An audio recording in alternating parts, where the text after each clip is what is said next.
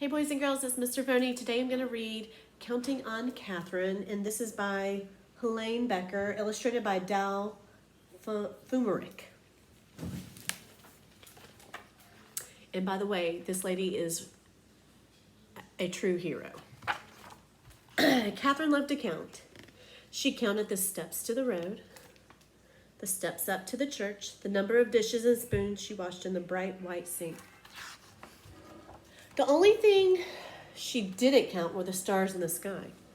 Only a fool, she thought, would try that. Even so, the stars sparked her imagination. What was out there? Kathrine yearned to know as much as she could about numbers and the universe, about everything. Kathrine's boundless curiosity turned her into a star student. She was so bright she skipped 3 whole grades. She catapulted right past her brother. He wasn't too happy about that.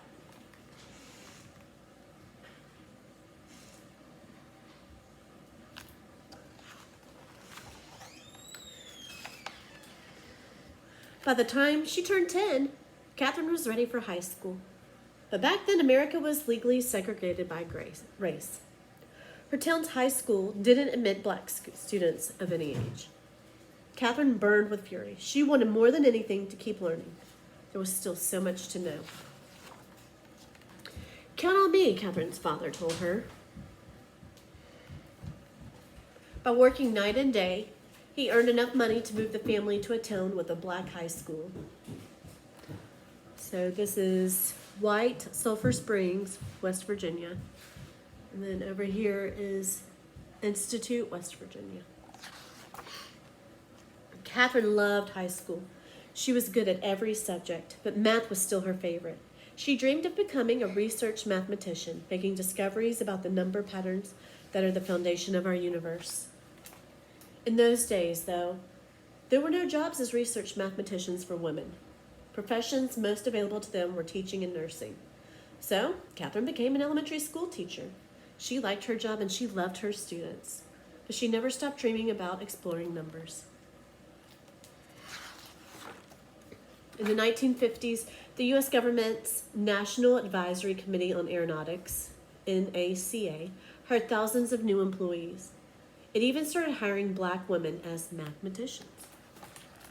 Kathrine heard about the mathematician jobs. Her heart raced with excitement. Perhaps her dream would come true after all.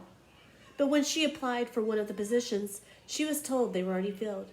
Kathrine had to wait a whole year until new spots opened up. Her patience paid off. She got a job.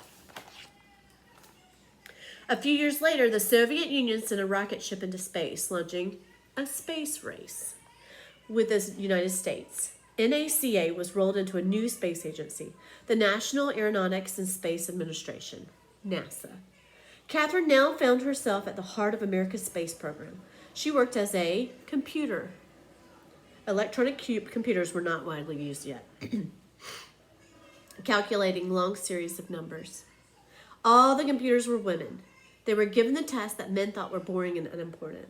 That didn't bother Kathrine. She knew that without her contributions, a spaceship couldn't reach its destination, nor safely return to Earth. Here's why. Sending a rocket ship into space is like throwing a ball into the air. At first, the force of the throw sends the ball up. Up, up, up. But as its energy runs out, the ball's path curves back down toward the ground. Where it lands depends on what angle it was thrown and how high and fast it flew. Because math is a kind of language, Kathrine could ask these questions. How high would the rocket ship go and how fast would it travel? Using numbers. And numbers would provide the all-important answer. Where would it land? To find out, Kathrine plotted the numbers she calculated on a graph. When she joined the points together, they formed a curved line. At one end of that line was Earth at the time the rocket ship launched. At the other was where Earth would be when the ship landed. Kathrine's reputation for accuracy and strong leadership skills, which she was known for asking plenty of questions, got her promoted to Project Mercury, a new program designed to send the first American astronauts into space. Mercury's missions were going to be dangerous. So dangerous that even the Project Star astronaut, John Glenn, refused to fly unless Kathrine okayed the numbers. You can count on me, she said. Glenn's spacecraft, Friendship 7, orbited Earth 3 times and returned home safely. Glenn became a national hero. Kathrine was promoted again. Now she was asked to calculate the flight paths for Project Apollo, the first flights to the moon. Count on me, she said. On July 20th, 1969, the Apollo 11 astronauts walked on the moon. Their feat was celebrated around the world. More triumphs followed. Apollo 12 rocketed to the moon in November 1969. Apollo 13 launched on April 11th, 1970. But on the third day of Apollo 13's flight, the worst thing happened: an explosion in space. Could the crippled spaceship make it to the moon? And if it didn't, would it be able to get back home to Earth? The 3 astronauts on board were in grave peril. Commander Jim Lowell told the mission control, "Houston, we've had a problem." Back on Earth, Kathrine Johnson got a phone call. Her flight path calculations would have to be done all over again, and perfectly. It would be the toughest challenge in her life. Kathrine told Mission Control, "You can count on me." She rolled up her sleeves, took a deep breath, and began doing the math. She worked hard and fast. A few hours later, Kathrine's calculations were finished. The flight path to return home would take the ship around the far side of the moon. From there, the moon's gravity would act like a slingshot to zing the ship back to Earth. To get home, the crew of Apollo 13 would have to follow Kathrine's course exactly by burning off fuel at precise intervals. If the astronauts made a mistake, their ship would drift through space forever. Kathrine waited anxiously to hear the astronauts' report. Finally, it crackled over the loudspeakers. "We've got it!" Apollo 13 was back on track. Kathrine Johnson had done it.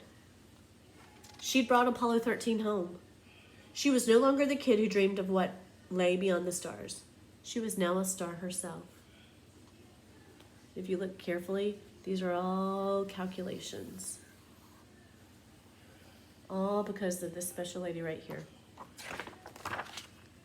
It gives us more information on this page about Kathrine Johnson. She did pass away recently, but she's my real life hero. Okay, I hope you guys enjoyed the book. And the space station, I know last week and part of this week is visible at certain times. So along with this video, I've posted a link to the NASA space station website so you can track exactly from your house where you can see it and when you can see it from right here on Earth, which is super cool. So anyway, I hope you guys enjoyed it. Go out tonight and hopefully the skies are clear where we can see the space station. All right, bye everyone.